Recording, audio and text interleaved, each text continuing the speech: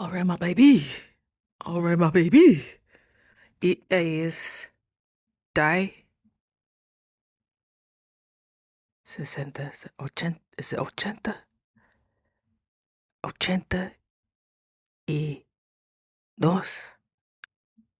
60, 70, 80. It's day 82. It's day 82. Happy day 82. We just finished making a big batch of juice. Should last me a couple of days. I'm kind of having hence the donut glaze. When you working, girl. You working. You juicing for an hour and a half. 90 minutes. My dog is gonna decide to eat his hide right now. So hopefully, oh, what a gentleman. He excused himself and moved himself a few feet away. What a freaking gentleman. Um Happy day 82. Just finished juicing, and we actually have to go in a second. But I'm like, you know what? I'm feeling so good. I ran into an old girlfriend while I was getting red light. I'm not typically at her location, but I heard they got a new massage chair. So I was like, let me check it out. All the new locations are getting different amenities, which is awesome. And they're getting the specific red light infrared bed that I truly love. Because usually I have to go way out east to um, deal with that bit or to engage with that bit. And I notice the difference. I notice the difference in how I feel. I notice the difference in my skin when I'm not doing it. So happy day 82. And as for the theme, this week has been radical acceptance. And I'm almost certain that once you start, because I'm talking about it, because I'm processing it, it's allowing me to move through the emotion way quicker. So the tests, the obstacles, the lessons, the opportunities for growth are starting to come in more rapidly. Do you hear me? Do you know what that means? Yes, you get to mature. Yes, you get to choose to do better. But it still stings a bit, you know? It's like, okay. All right. Some people say that's the ego. Some people say that's the lower self. That is just breaking open. Um, New opportunities. We talked about being joyfully excited about things that perceivably you would deem as, oh my gosh, this is not the best news. This is not what I expected. This is not how it was supposed to look. Like, have a joyful curiosity. Like, I wonder what comes of this.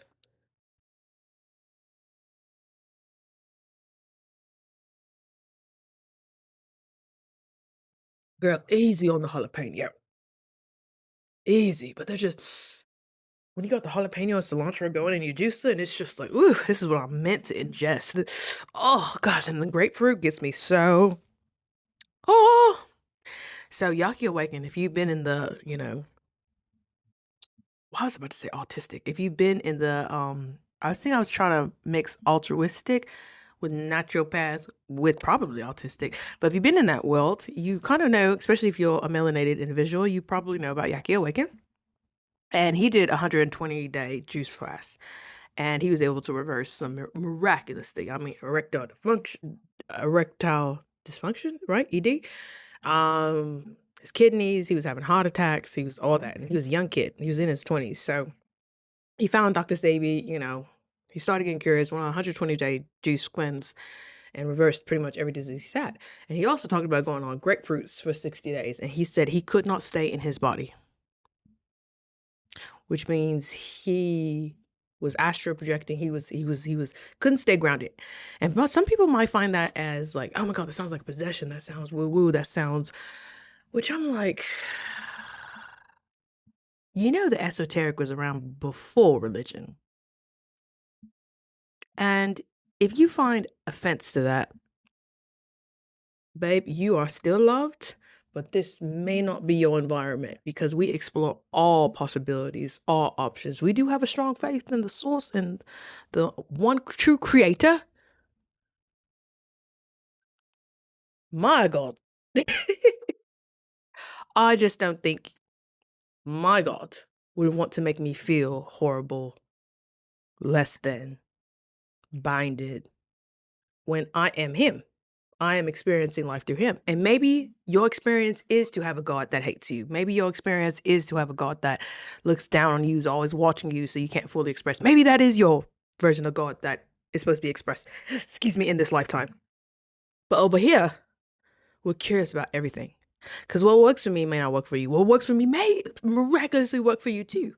Maybe that's why you trying to duct tape all these ideas together, all these podcasts, all these, because you were meant to create your own path. You were meant to create a system that works for you. And by virtue, since you share consciousness with majority, if not everybody here, there are going to be other people that you naturally are inclined and magnetized to because you probably share the same soul. I know we've heard that you only get one soul, but souls can be not particle, not, it could be, they could be fractionated. That's what people call soulmates. It's one soul coming together and having two different experiences. You guys signed up for two totally different experiences and you just happen to meet in this current lifetime. And that's why there's this natural resonance. That's why this natural magnetism, this just, you don't even have to say anything and you're understood because you have the same sensations. You have the same understandings about life in its whole entirety. But that's when our conditioning comes in. That's when our schooling, that's when our religion, that's when our shame starts coming in. We express ourselves differently. So you will resonate with people that you just happen to find in the internet. And thank you, God, for living in a time where we are actually able to find our people. Imagine our ancestor who had to live with being the black sheep or the crazy one or that nobody thought like them. Imagine that. Imagine that. So be grateful that we have the access that we do have, even if things are not going your way, even if you feel like you were mishandled, even if you didn't get the outcome you were expecting, even if you were just so deserving of so much more and you have to work harder than your peers, you have to work harder than your friend group, you have to work harder than, okay, thank you, thank you, thank you that my soul chose this path. I get a little pissed off because I feel like it could have been easier, but that's your soul correction was at ease. It was correcting lack. It was correcting thinking you have to do everything by yourself. It was correcting self-trust. It was correcting your addictions. So it's gonna look different, sweetheart. And just tribe and vibe with the people who probably have the same or similar soul corrections. And let's try to make let's just try to make some meaning of this, you know? Excuse me, I just get so I'm a little too glazy for my comfort. I was chopping that celery up, sweetheart. I was chopping that celery up. Okay? You need to cut that pineapple with your whole forearm, okay? Woo! There we go. Thank you, dear. I actually kind of miss the shine a little bit now, but that was just a little too much shine. You shining, girl, but shine with your energy, not your pores, baby. Okay.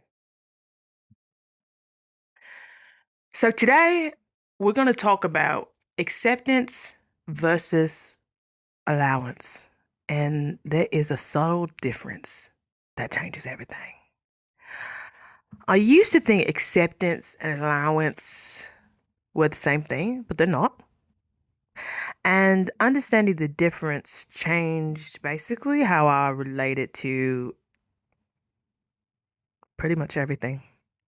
Now, if you've been following me for these last couple of days, you know I have been getting tried in this area of acceptance.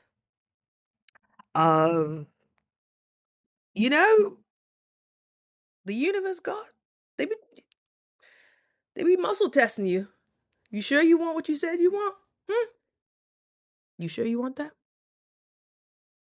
How about if it's a real inconvenience? How about if something's slightly more better than your current circumstances, but not exactly what you asked for? What if we give you that? Would you be bamboozled? Would you accept the lower part of what you're asking for?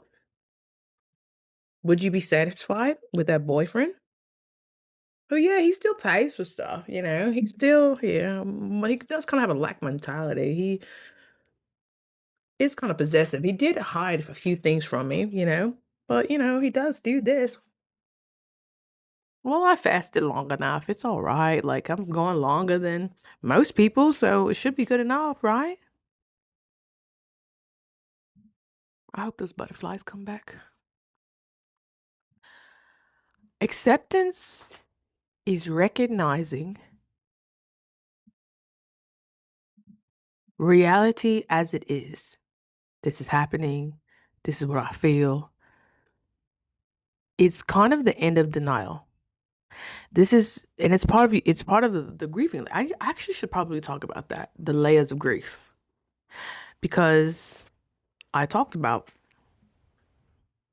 when you're fasting, not only have to grieve the older version of you, the old decisions, the old habits, you actually have to somewhat abandon that version of you. And it makes you want to cry. And it makes you don't want to abandon, you were abandoned. So you don't want anybody to ever feel like that. You never want somebody to feel like they're alone in the world. I know your heart, darling, I know. But this version of you, trust that it will be alchemized into something even grander, more energy, transferred energy for you to use in the future. But this older version of you that is clinging to your ankles, clinging to your coattail, I'm not saying you got to be malicious to get it off you. But you have to know when to walk away. And trust they will be transmuted into light. They will be transmuted into love. They will be transmuted into abundance. Because that is just a lack version of you that wants to hold on to control, that wants to hold on to old habits that your brain has conceived, has actually helped you, has got you out of situations. It may have worked one time, but 9,000 times down the road, it's no longer effective. Ooh, my closet's open. Girl, isn't that not symbolism? Fasting busts your closet wide open. It exposes what's under the bed. It exposes what's under the mat. It exposes what's in the closet. It exposes what's you're hiding in your bra. It exposes what's in your underwear drawer.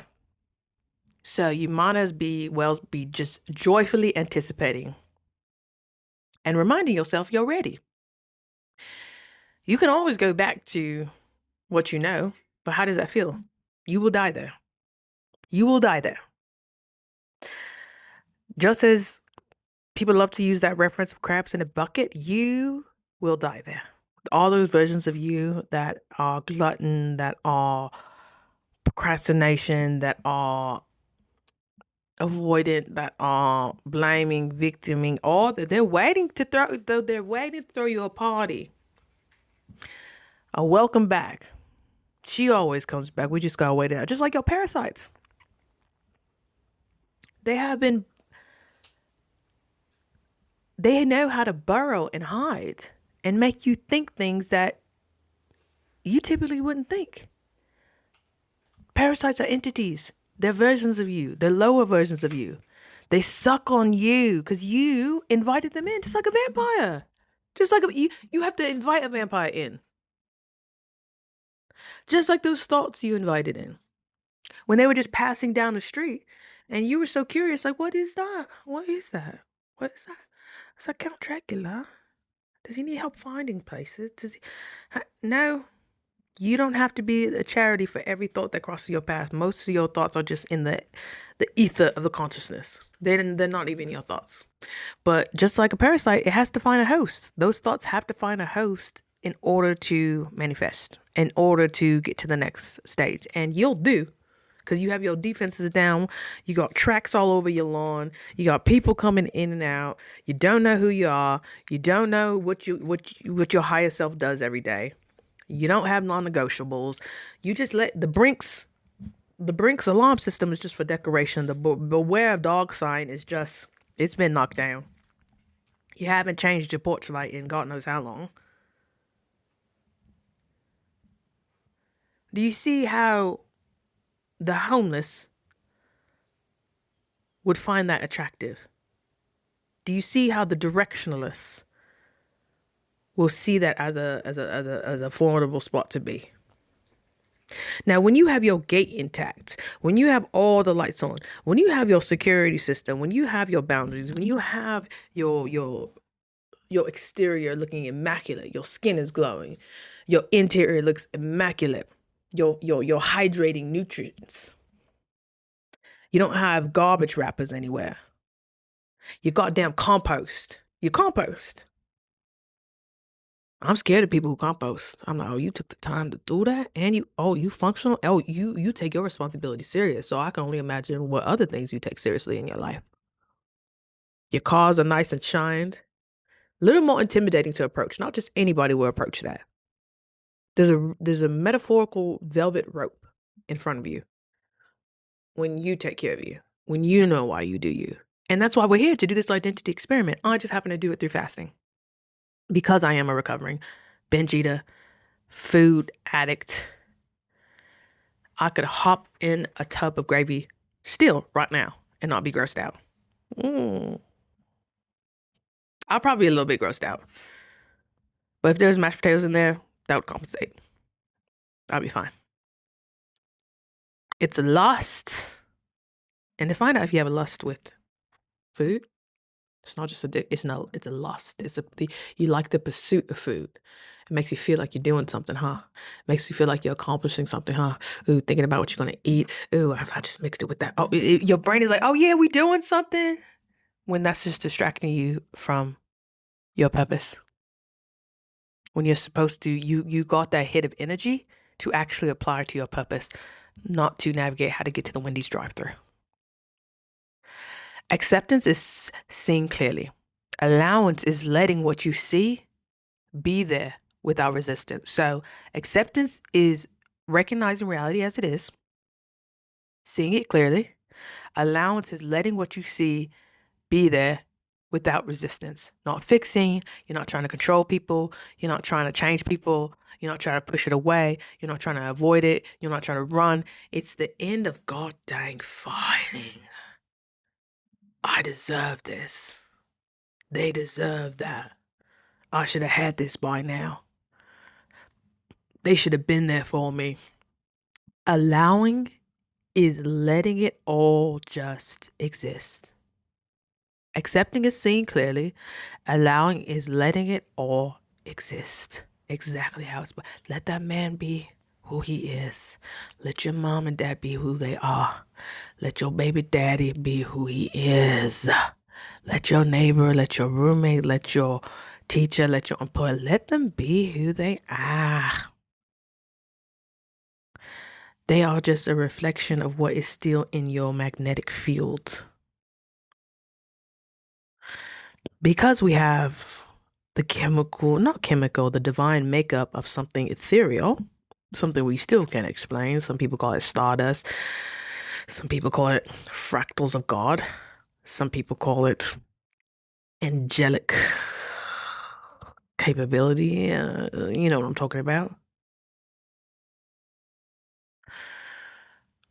What comes with that is the ability to bend reality, to will reality. Sometimes this depends on your astrological chart, not like your pop culture horoscope. No, like what Kabbalah use, what astrological scientists use. If you think the planets do not affect you, when we know for millennia we have orchestrated our cycle around the moon cycle, how we retain water, how we produce hormones. Serotonin comes out more with a full night or a full moon. That's why people be wilding. Serotonin, if you don't remember, is your happy drug, your happy hormone. Serotonin comes out more or increases during full moon cycles. And that's typically also when your parasites, your hookworms, your pinworms, they resurface. They come out of burrowing in your tissue, burrowing in your brain, burrowing in your digestive system.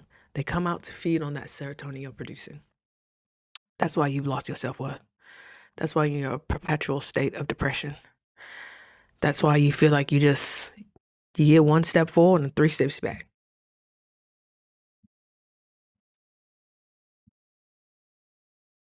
We are made of the same 4 elements that the universe is constructed with. You don't think we're not tied to all this? I'm just saying, be curious. You don't have to believe what everybody believes. You believe what resonates with you. But be curious about yourself and others. And it's funny that the waves of information just come. The opportunities to learn, the opportunities to understand. Wouldn't you, instead of just being in one track mind, those people who are in one track mind, they're usually ashy. They're usually just dry. They usually got like way more wrinkles than reasonable. Their hairline is usually receded. They're typically overweight or underweight, some form of malnourishment. They usually have just a tight jaw. They're just tight. You could tell in their joints are just tight. I'm like, wow, that's what decades and years of not allowing and not accepting has done to you. But we don't see that as a sin. Oh, God forbid.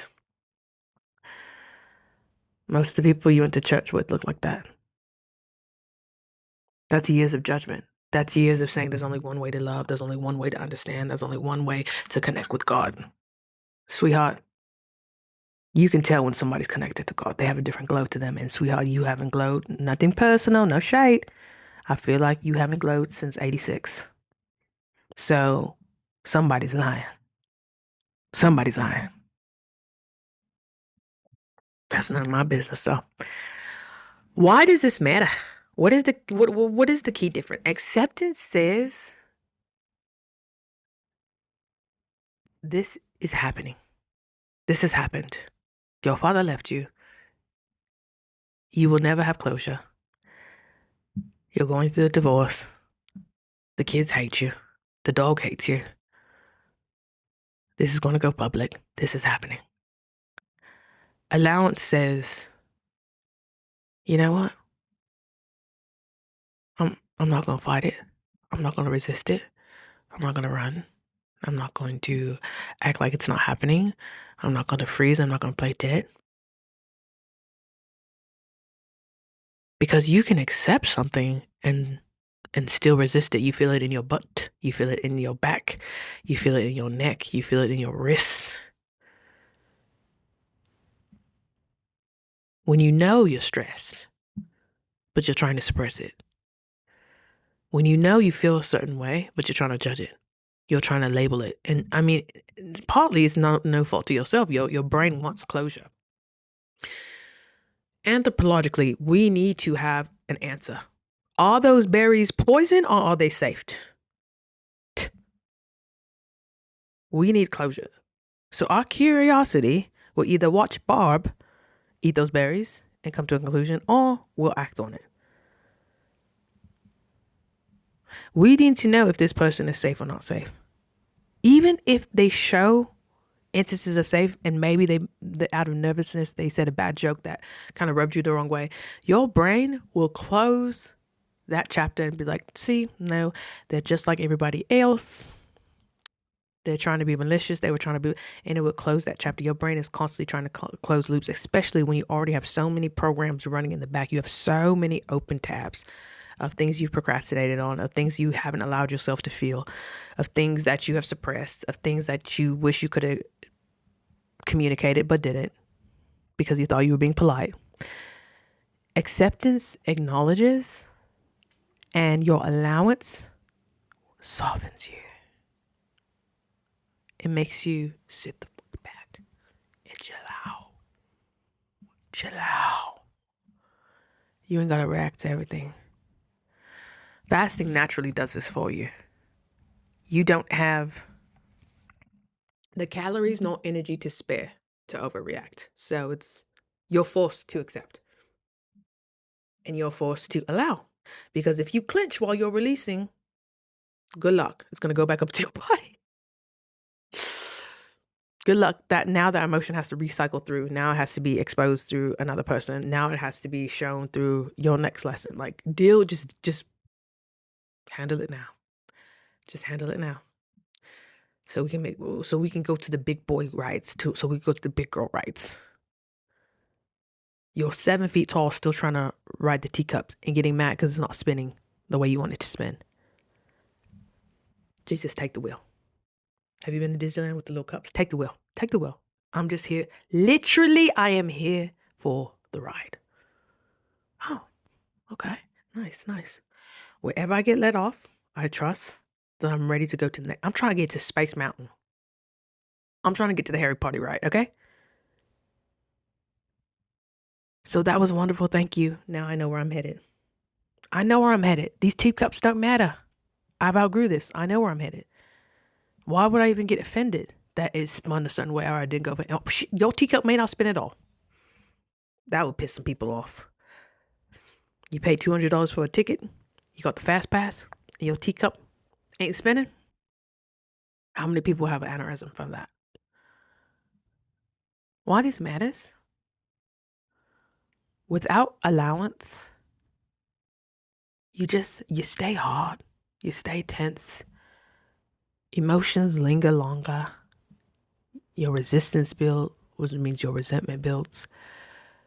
You feel stuck because you're just trying to hold on so tight. You're on that rope and you just can't. You can hop off anytime. No, I gotta stick to this. No. It has to be this. It has to be this. It has to mean this. Because you said that, it must mean this. Because he did that, that must mean something about me. And you're just stuck in time as time is passing you by. When people say time's going way too fast, I'm like, where have you been embarked? We're supposed to be moving with time. We are bipedal. We are meant to move forward. If we were meant to go backwards, we would have those grasshopper legs.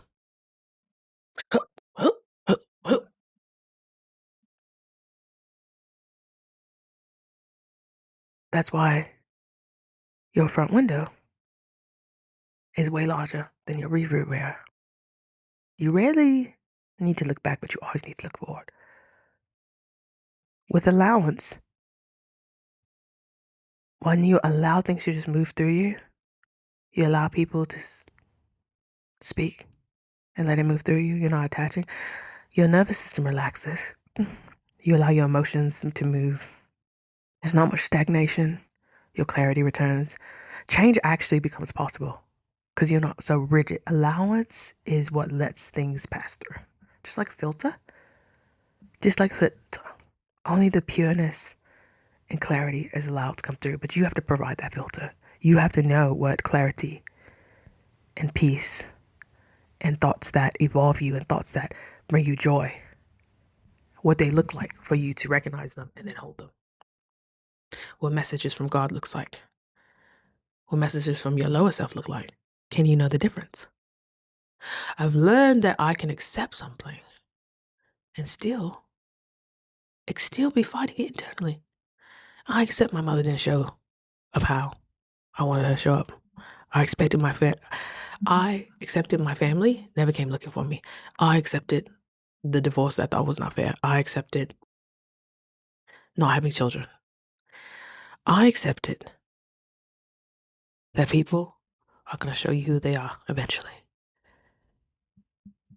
And that sounds good until you realize you still have that resentment, you still have that bitterness.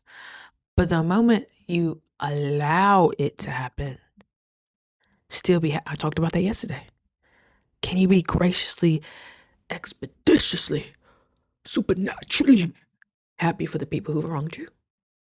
And what they did for you to you would never come to surface, would never be talked about. They're still looked at as a good person, even though you know the truth. You was clear with the truth. You have documented the truth. That's not for you to resurface. When people get all worked up about these Epstein files and, Cosby, all that, I'm like, we've all been exposed to that. It's just coming to the light on a larger scale.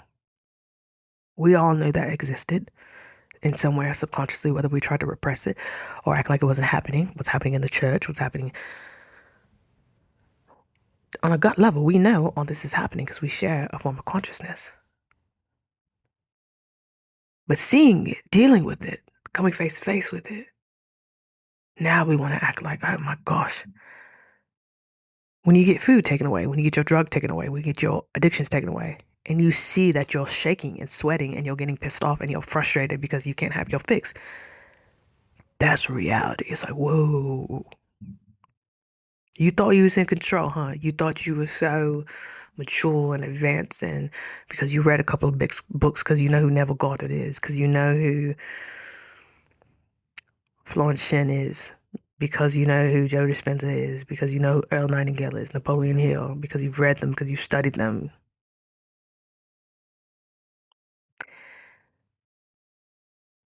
You think you have reached a level that, hmm, I know how these things work, so I should know how to handle them. No. Just because you think you've diagnosed your problem, doesn't make you qualified to solve that problem. There's layers that gotta come off. There's journaling that has to be done. There's reflecting, there's talking through, there's dating that you have to do to realize how you show up with somebody else. That's the only way you can really get triggered, unless you've taught yourself how to trigger yourself so, which anxiety and depression is a form of trigger that we inflict on ourselves. Of course, there's layers to that. I'm not trying to simplify it.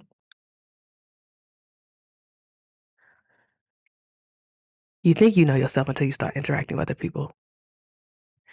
You're still guarding yourself from your first couple of heartbreaks. So of course you're not being entirely vulnerable. You're being open. Yesterday we talked about the difference between being open and vulnerable. There's definitely a difference.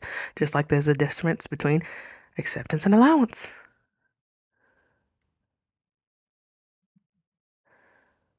You can accept something and still be fighting it internally. When you actually allow it, that's when the shift happens. The cravings, the emotions, the uncertainty, the discomfort. Allowance is what makes the difference. When you're mad at yourself for having cravings, when you're mad at yourself for emotions, irrational emotions coming up, you're just crying all the time. Why am I crying all the time? I don't know what I'm going to do.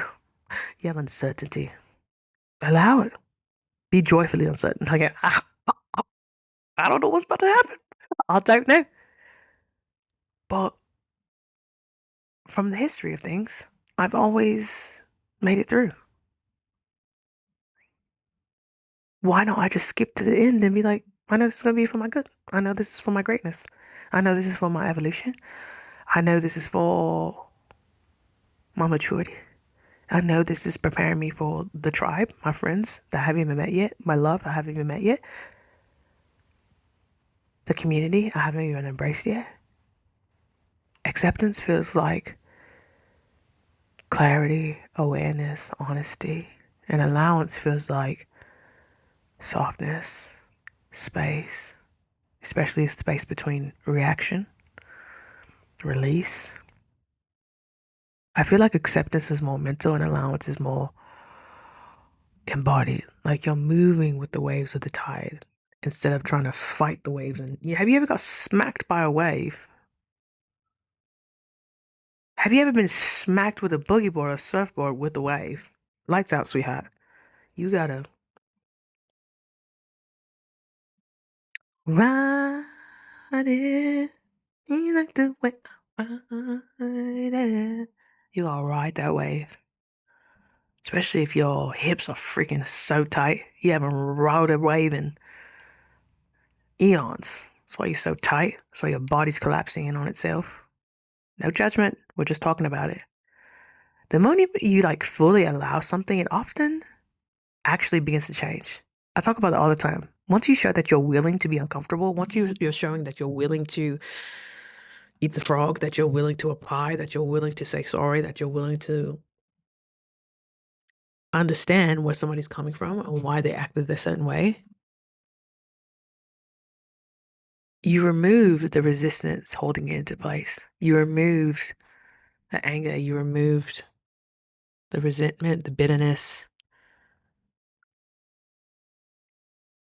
Allowing is so sexy. When you allow yourself to be where you are and not trying to always shoot to where you want to be, where you think you should have been, where everybody around you is, now you're free to move about the cabin. Take the restriction off. The seatbelt sign has been on in hours. You can move about. You can stretch your legs. You're not forced to be anywhere. If you feel stuck right now, ask yourself, am I just accepting this or am I allowing it? One creates awareness and the other creates freedom. Acceptance shows you this is what it is. But allowance gives it room to move and you move. You move on. Now that you've seen, oh, this is what it is. I would probably never have the family that I dreamed of. I probably will never have the relationship that I desire. I probably never will have the home. I'm still going to have a good life. I still can extract happiness from things I haven't even fathomed, I haven't even thought about yet.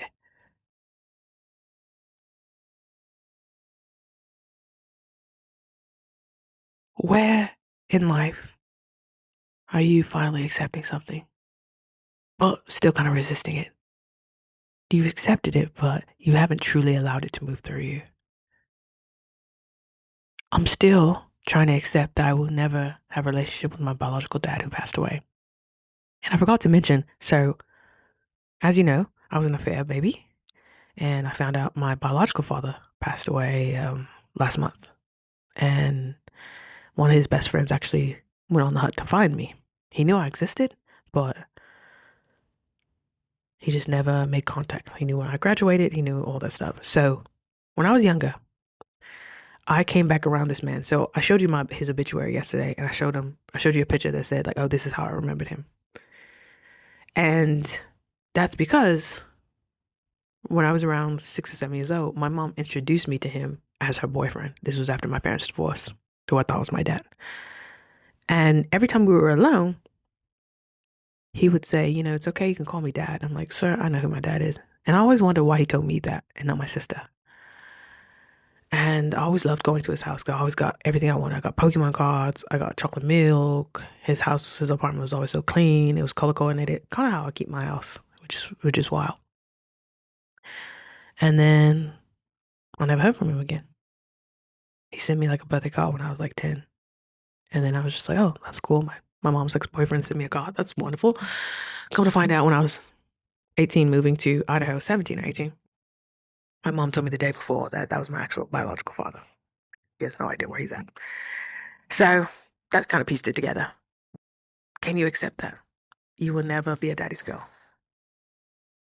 When you feel like you were meant to be a daddy's girl, can you accept that may affect how you look at men?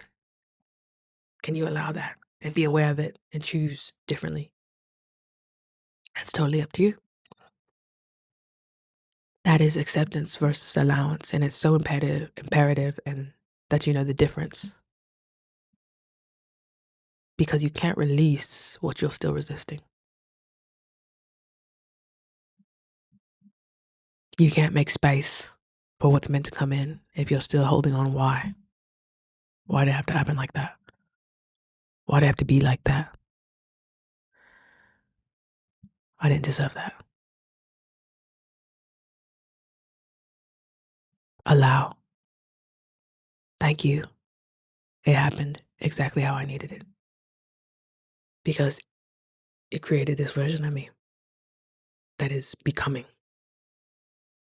Who knows? If it didn't happen how it happened, I probably would have been in a perpetual cycle for decades more. Be grateful that you caught it now. And you get to help other people with the same loops of confusion and stuckness and restriction. It's probably based in accepting and allowing. Still accepting that you are a part of God and allowing God to move through you. Sometimes even to not your understanding. Having certainty, accepting that this is all good. This is all for my good. This is all for the greater humanity's good. All right, dear. I love you so much. We've got to head back out to work. So I hope you're having a great day. And I'm here for you. I'm here for you. We got this. We're just taking the layers off. Gently, swiftly. effectively. All right. I love you so much. And I will see you tomorrow for day 82. Okay. Keep me updated. What's going on? Keep me updated. You know about all my business, but let me know about your business. Don't leave your girl out here like that.